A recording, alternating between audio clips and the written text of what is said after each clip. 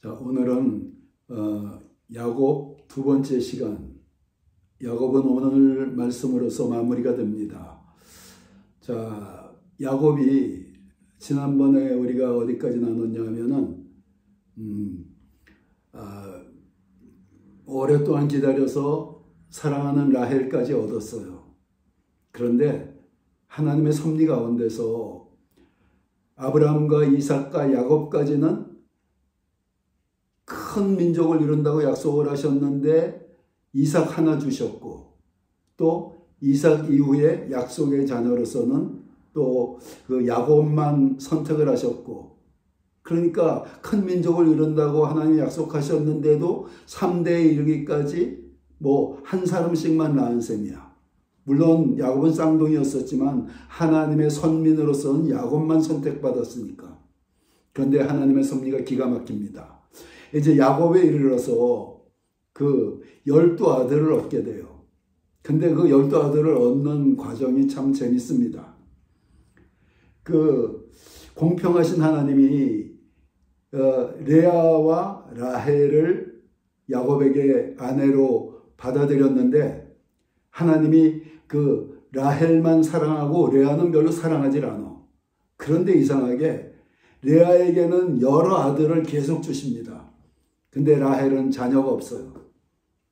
그러니까 라헬이 그 마음의 시기가 일어나서 자기 여종을 또 그 야곱에게 내 여종을 통해서 자손을 낳아달라 이렇게 했어요. 그래서 그 여종을 통해서 자식들이 낳게 돼. 그러니까 그걸 보고 레아도 또 자기 여종을 또 야곱에게 줘서 또 자식을 낳게 해. 이래서 4명의 아내를 통해서 12명의 자식을 얻게 되는 것입니다. 근데 그 12명이 이스라엘의 12지파가 되는 거야. 하나님의 약속이 갑자기 때가 되니까 하나님의 때가 있어요. 우리 교회에 사람들이 몰려오기 시작할 겁니다.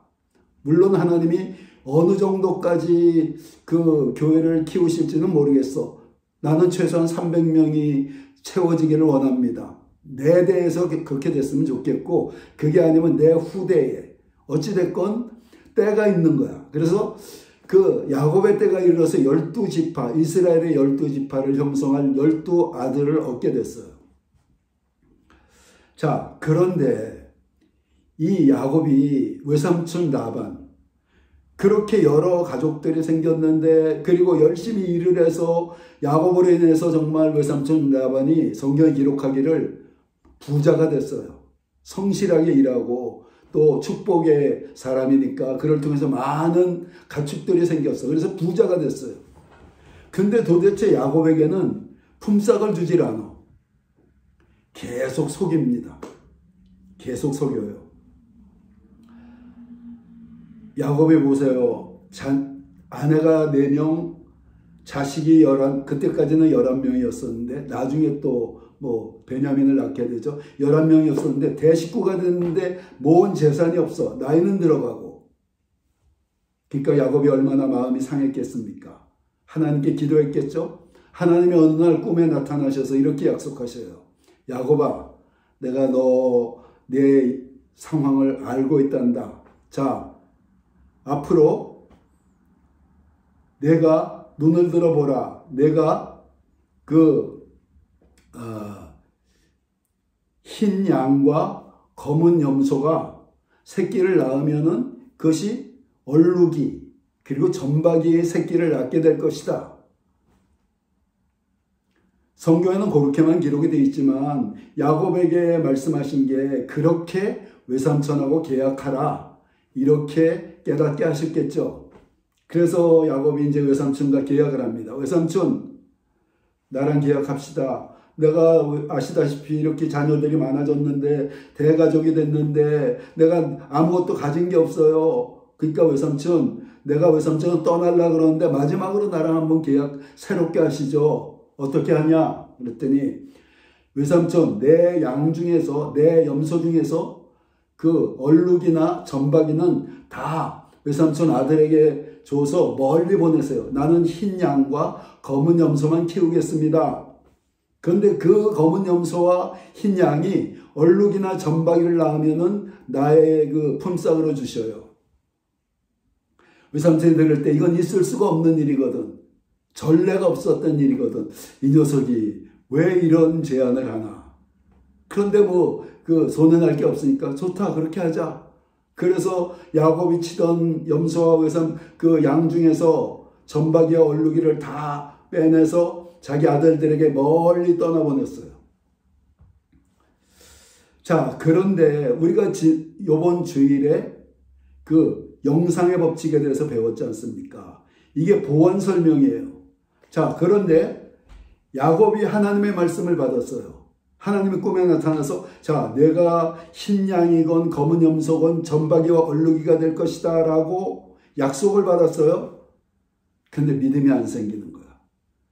그런 일이 있을 수가 없으니까. 그걸 본 적도 없으니까. 그래서 자기 믿음을 강화하기 위해서 야곱이 사용한 방법이 성경에 이렇게 기록이 되어 있습니다. 그 단풍나무와 그 측백나무에 이렇게 껍질을 벗겨갖고 거기다 이렇게 동그랗게 점을 만들어요. 그리고 이렇게 얼룩지게 만들어요. 그래서 그것을 보통 양과 염소 가축들은 그 물구유 앞에서 짝짓기를 합니다. 그러니까 물 먹고 짝짓기 하는 앞에다 그 얼룩진 나무 가지, 나무 껍질, 그리고 점 만들어 아롱진 나무 껍질을 만들어 놔요. 그걸 바라보고 있어. 자, 그런데 야곱이 이걸 어디서 배웠습니까? 이걸 어디서 배웠어요? 아브라함은 하나님으로부터 배웠어. 밤하늘의 수많은 별들을 보라, 내 자손이 저와 같을 것이다. 그리고 동서남북을 바라보라, 너네 눈에 보이는 그 땅을 다 내게 줄 것이다. 이 영상의 법칙을 아브라함은 배워서 그랬더니 내 믿음이 견고해지고 흔들리지 않는구나, 이걸 배웠어요. 그럼 야곱은 누구에게 배웠어? 여러분, 옛날에는 부족사회입니다. 그리고 성경을 연구해 보면은 야곱이 15살까지 아브라함이 살았어요. 15살 때 죽었어요. 그럼 같이 살았겠지. 그리고 옛날 교육이 뭡니까? 어머니, 아버지, 특히 할머니, 할아버지에게 옛날 교육이 구구단을 배워요. 영어 단어를, 그게 아니지 않습니까? 삶에 대해서 배우는 거예요. 인간관계에 대해서, 삶의 지혜에 대해서, 철학적인 것들을 가르치는 거야. 종교적인 것들을. 그러면서 그 야곱에게 그걸 가르친 거야. 그게 생각난 거예요. 그래서 그렇게 했어요. 그랬더니 새끼를 낳는데 전부 흰 양이 얼룩지고 점박이 새끼를 낳고 검은 염소가 얼룩지고 점박이 새끼를 낳고, 자, 이런 역사가 일어나는 거예요. 그런데 여러분, 내가 수많은 설교를 듣고 수많은 책이라고까지 할 수는 없지만 나름대로 책을 읽었을 때 이거에 대해서 제대로 해석하는 목사님을 본 적이 없어. 신학자를 본 적이 없어. 그냥 옛날에 오카는 목사님까지도 뭐라고 얘기하느냐, 그냥 야곱이 희한한 방법으로, 이상한 방법으로 그렇게 나왔다, 이렇게밖에 얘기를 못해요. 이거를 영적 원리를 제대로 설명하는 목사님이 없었다는 거예요. 나는 조영기 목사님에게 배웠습니다. 그런데 조영기 목사님도 이렇게까지 설명은 안 하셨어. 왜냐하면 대중을 향해서 설교를 하니까 그냥 이렇게 사용했어요 까지만 얘기했어. 근데 내가 성경을 좀 더 연구해 보니까 이걸 누구한테 배웠을까? 그리고 갑자기 왜 이 방법을 사용했을까? 보니까 그 전에 하나님이 말씀하셨고 그 말씀에 믿음이 안 생기니까 그렇게 한 거예요. 이게 지난주에 우리가 배웠던 영상의 법칙. 영상의 법칙에 대한 그 보완 설명으로서 오늘 또다시 이 말씀을 전하게 돼요. 하나님은 반복해서 말씀하시는 분이십니다. 하나님은 반복해서 말씀하셔요.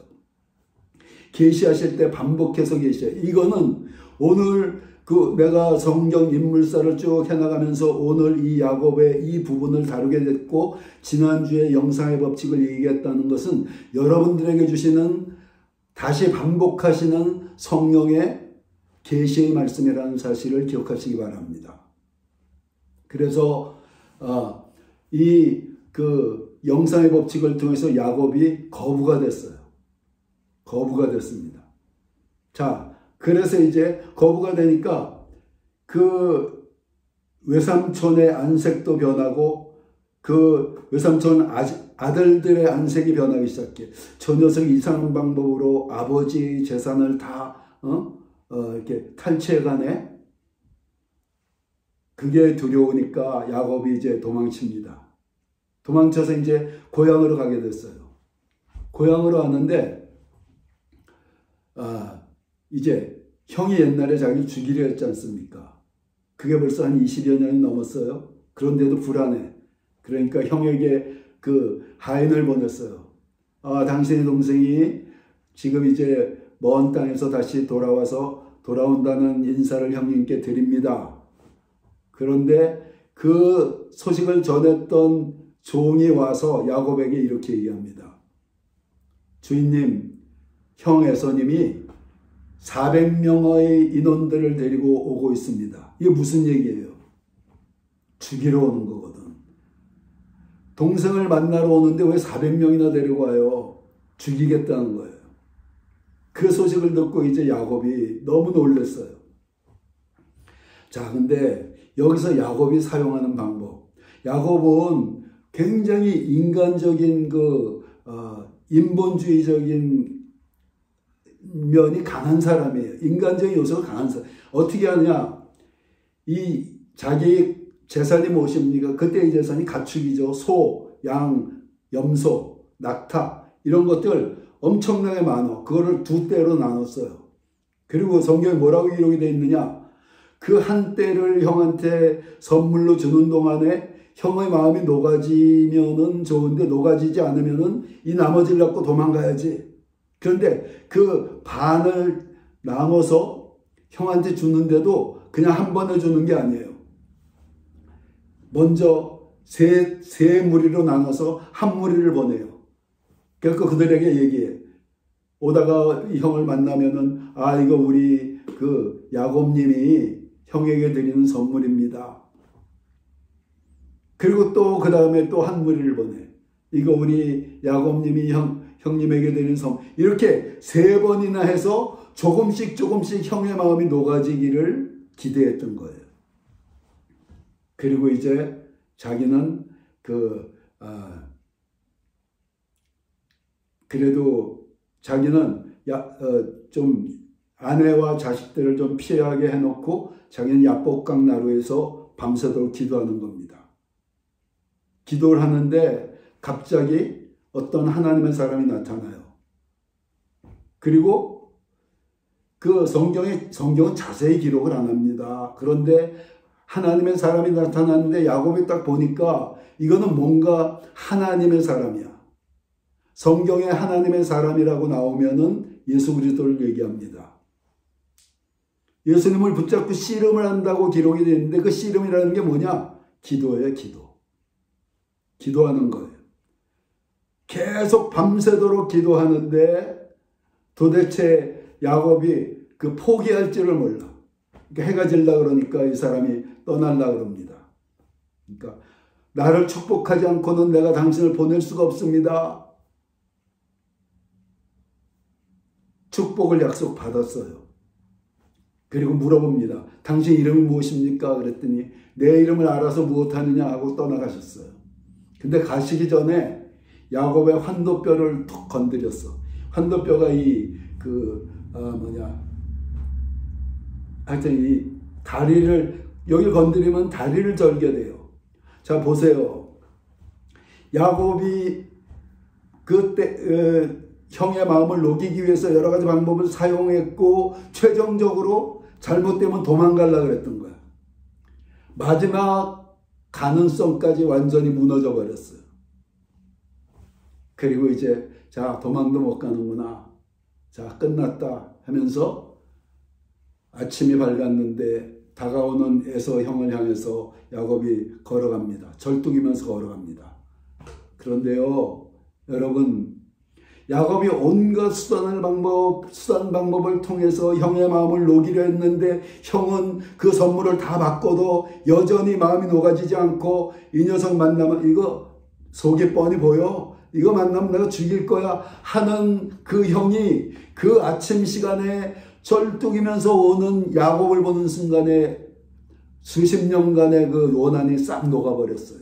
누가 하신 것입니까? 주님이 하신 것이죠.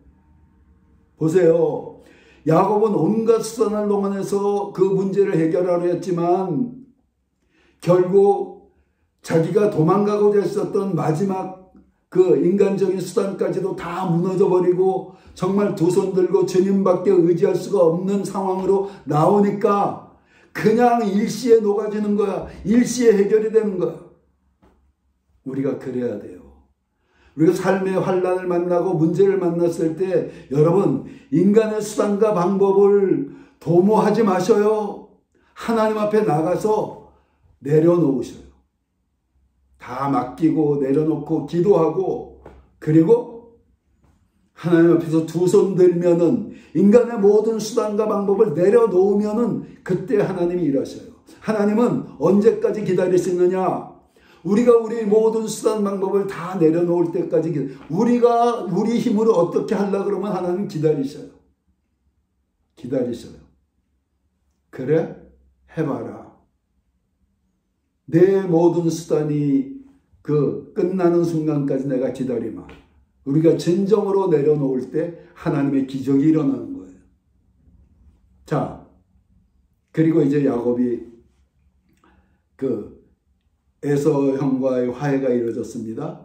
그런데 야곱이 뭐라고 야곱이 그 지역에 가서 살게 돼요. 내가 좀 잊어버렸는데 세겜 지역인가 그래. 세겜 지역. 하여튼 형이 무서우니까 고향으로 가지 않고 그 인근 지역에서 살게 됐어요. 근데 어떤 일이 벌어졌느냐. 자기 딸이 관연한 딸이 놀러 나갔다가 그 지역 추장 아들이 딱 보고 반했어. 딸 디나에게 반했어. 그래갖고 그걸 끌고 가고 성폭행을 했어요. 그리고 이제 야곱에게 와갖고 내가 이 아이를 너무나 사랑하는데 내 아내로 달라. 이 얘기를 들은 아들들 중에서 몇몇 아들들이 분노하게 됐어요. 그래갖고 그래. 이렇게 제안을 합니다. 그래, 내가 내 동생을 줄 테니까, 그런데 우리는 하나님을 믿는 민족이기 때문에 당신들은 할례를 받아야 된다. 할례가 포경수술이에요. 포경수술을 받아야 된다. 모든 남자는. 그래서 너무 사랑하니까 그리고 아버지를 설득해서 모든 남자들이 포경수술을 받았어요. 엄청 아프니까 움직이지 못합니다. 그 사이에 가서 다 죽여버렸어.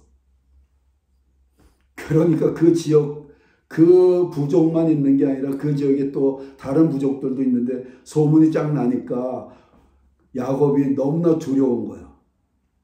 그래갖고 그런데 하나님이 도와주셔서 그 지역을 피하게 됐습니다. 자, 그런데 이 사건이 일어나고 나서 하나님이 뭐라 그러셨느냐? 내가 내게 서원했었던 베델로 올라가라. 무슨 의미입니까? 야곱이 형 에서를 피해서 그 집을 떠나서 그날 밤에 자면서 하늘로 올라가는 하늘의 사닥다리를 보게 됐어요. 그래서 거기서 서원을 합니다. 하나님, 내가 지금 집을 떠나서 먼 길을 가는데 내가 다시 무사히 성공해서 집으로 돌아오게 된다면은 내가 여기를 하나님의 집으로 세우겠습니다. 그리고 내가 11조를 드리겠습니다. 이렇게 서원을 했어요. 근데 서원을 갚지 않고 그 이방 지역에 머무르니까 딸 디나가 그런 일을 겪는 거예요. 여러분, 서원이 무서운 거예요. 서원이 무서운 겁니다. 그래서 마지막 순간에 서원을 하면 반드시 지켜야 돼. 자, 이런 교훈을 얻고 야곱이 그 베델로 올라가서 그 지역, 거기를 단을 쌓고 거기에 기름을 붓고 단을 쌓는다는 것은 요즘으로 얘기하면 성전 건축 비슷한 거예요. 그렇게 했습니다. 서원을 갚았어요. 그리고 이제 야곱에게 어떤 사건이 벌어지느냐. 그 아들 중에서 요셉을 너무나 사랑했는데 그 요셉이 형들 다 배다른 형제지 않습니까? 4명의 자식들이야. 그러니까 그 자식들 사이에서 얼마나 시기 질투 분쟁 문제가 많았었던 형제들이에요. 근데 아버지가 요셉만 사랑하거든. 그러니까 평소에 요셉을 싫어했는데 더구나 요셉이 꿈꾸는 사람이라서 하나님의 특별한 은혜를 받은 걸 보고 시기 질투가 가득했어. 그래서 요셉을 그 노예로 팔아버리고 그리고 아버지에게는 들짐승에게 물려 죽었다고 옷에다 피를 묻혀갖고 가서 보여줬어요. 이게 뭡니까? 자기 아버지 속인 거 아들에게 속잖아요. 심은 대로 거두는 거예요. 그러니까 우리는 좋은 걸 심어야 돼. 긍정적인 걸 심어야 돼. 자, 그리고 죽은 줄 알았던 요셉이 애굽의 총리가 되고 그 지역에 큰 흉년이 와서 뭐 이런저런 사건을 통해서 요셉이 그 70인의 형제들의 가족들 그리고 어머니 아버지 야곱을 그 애굽으로 모셔옵니다. 그리고 내가 성경에서 가장 좋아하는 장면이 나와요. 그 요셉 야곱이 70인의 작은 부족의 족장이야 요셉이. 애굽은 그 당시에 지금 미국 같은 나라예요. 근데 그 애굽 왕 앞에 딱 가더니 내가 당신을 축복하겠어 하고 그 정말 담대한 권위로 그 왕을 향해서 축복 기도를 해주는 거예요. 이거는 현대로 치면 뭐냐? 아프리카에 어떤 한 100명 모이는 부족 추장이 그 미국 대통령 앞에 가서 내가 당신을 위해서 축복하겠어 하는 거와 더한 거예요. 그 당시에는 지금은 인권이라는 게 있잖아요. 그 당시에는 그 지역의 패권 국가인 애굽의 왕 앞에서는 꼼짝 못해야 되는데 권위를 갖고 가서 기도를 해주는 거예요. 그러니까 왕이 기가 막히니까 당신 나이가 도대체 몇이요? 그랬더니 야곱이 이렇게 고백을 하는 것입니다.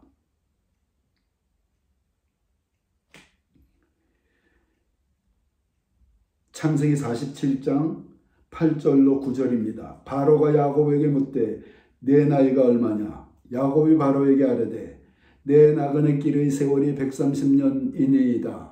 내 나이가 얼마 못되니 우리 조상의 나그네 길의 연조에 미치지 못하나 험악한 세월을 보내었나이다 하고 야곱이 바로에게 축복하고 그 앞에서 나오너라. 자, 야곱이 뭐라고 합니까? 험악한 세월을 보냈대요. 아까 내가 이 설교를 준비했던 거를 잠깐 여기서 나눴었죠. 그리고 야곱이 죽음을 눈앞에 두고 그 자녀들을 축복하는 손자들을 축복하는 기도를 하는데 아까 얘기했듯이 요셉의 두 아들 큰아들과 둘째 아들을 그 장자에게 오른손을 얹고 기도를 해야 되는데 차자에게 오른손을 얹고 장자에게 왼손을 얹으니까 요셉이 아버님 얘가 장자입니다. 잘못 얹으셨어요. 이건 무슨 의미입니까?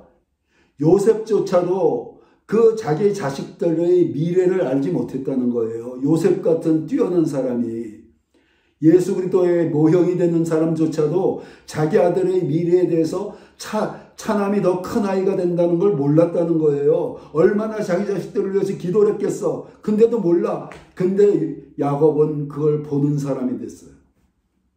자, 이삭은 어땠습니까? 이삭은 속아서 기도했잖아, 더구나. 그래서 평탄한 삶이 좋은 것만은 아니에요. 고난의 삶이 나쁜 게 아니에요. 우리가 아까도 얘기했지만 100년 살다 죽으면은 그냥 평탄한 삶으로 사는 거 나쁘지 않아. 근데 우리는 영원히 사는 존재들입니다. 우리 영원한 삶의 수준은 이 땅에서 어떻게 살았느냐에 따라서 결정돼 버려요. 우리가 죽는 순간에 우리 영적 수준은 머물러서 영원히 그 상태로 살아가게 돼. 그렇다면 이 땅에서 많은 고난을 겪어서 험악한 세월을 보냈던 야곱처럼 험악한 세월을 보냈더니 영안이 열려갖고 요셉조차도 보지 못하던 것을 영안으로 열어서 보고 축복해주는 이런 야곱의 삶이 좋은 것인가? 평생 그냥 축복이 넘쳐났었던 평탄했었던 이삭의 삶이 좋았었던 것인가? 나라면 야곱의 삶을 선택하겠어요. 야곱의 삶이 훨씬 의미 있는 삶이죠. 여러분들도 삶 속에서 많은 고난을 겪을지라도 그 요셉의 영혼이 그 험악한 지역에서 이방인의 삶이라는 건 쉬운 삶이 아니에요. 당연한 그 은근한 차별과 언어가 통하지 않는 문제들, 자기를 완전히 그 표현하지 못하는 억울함, 언어가 안 되니까 제대로. 여러 가지 그 불이익 속에서 그렇게 수십 년간 살아오면서 남들이 모르는 고난을 겪었었던 그 고난. 그런데 그것이 하나님 앞에서 받은 바가 되어지고 드려진 바가 되어지고 그리고 그 수준이 영원히 존재한다면은 나는 그런 삶을 선택하겠어. 여러분들은 어떠십니까? 여러분들 삶에 고난이 있다고 해서 슬퍼하지 마셔요. 그리고 왜 나는 이렇게 어려운가? 왜 나만 이런가? 사랑으로 하셔요. 사랑하시기 때문에. 더 큰 관심. 그래서 그런 고난을 통해서 우리가 야곱 같은 그 영안이 열려진 사람, 하나님이 인정하는 사람, 그런 사람이 되시기를 예수 그리스도 이름으로 축원합니다.